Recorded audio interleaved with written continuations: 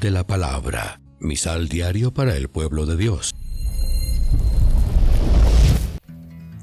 Queridos hermanos, hoy la iglesia nos presenta una fiesta de un gran apóstol, el apóstol Matías, aquel que reemplaza en el grupo de los apóstoles a Judas.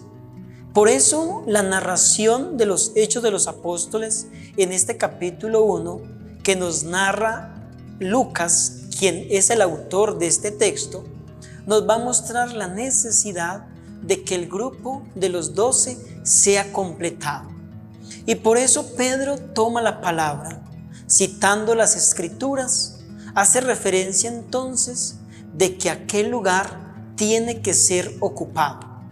Pero quien tiene que ocupar el lugar de Judas tiene que ser uno que también haya conocido a Jesús, haya visto la obra de Jesús y sea testigo de su resurrección.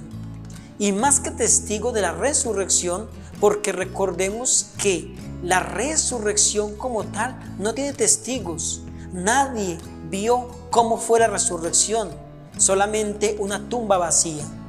Entonces, ese que tiene que ocupar el lugar tiene que ser un testigo del resucitado, de ese que luego de resucitar siguió apareciéndose a sus discípulos y los fue llevando otra vez hasta Galilea para empezar allí de nuevo la obra. Una obra guiada entonces por el Espíritu Santo, que es el encargado de santificar a la iglesia y de sacarla con valentía a anunciar que Cristo murió, que Cristo resucitó. Y por eso hacen oración. 2 son los elegidos para que ellos ocupen el lugar. Y sobre esos 2 que eligen, tienen entonces que orar para que el Espíritu Santo decida quién de ellos debe ocupar el lugar de Judas. Y por eso después de orar, echan suertes y es Matías el escogido para que ocupe el lugar de Judas. De esta primera lectura, nosotros ¿qué podemos aprender? Primero, que Dios es quien siempre hace la obra.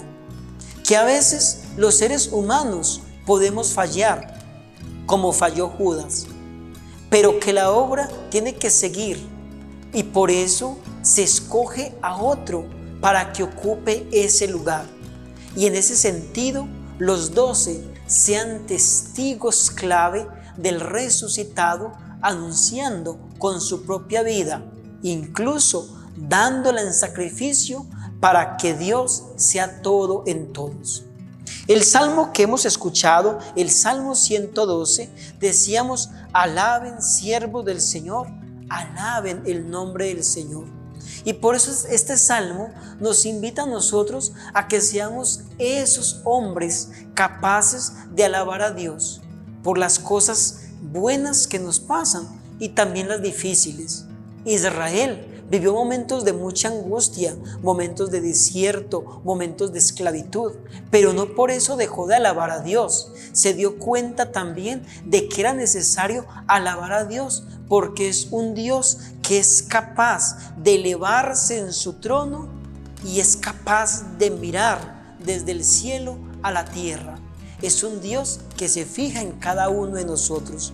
Y el Evangelio de Juan, capítulo 15, versículos 9 al 17, nos coloca también en ese contexto tan hermoso de sentirnos elegidos por Dios.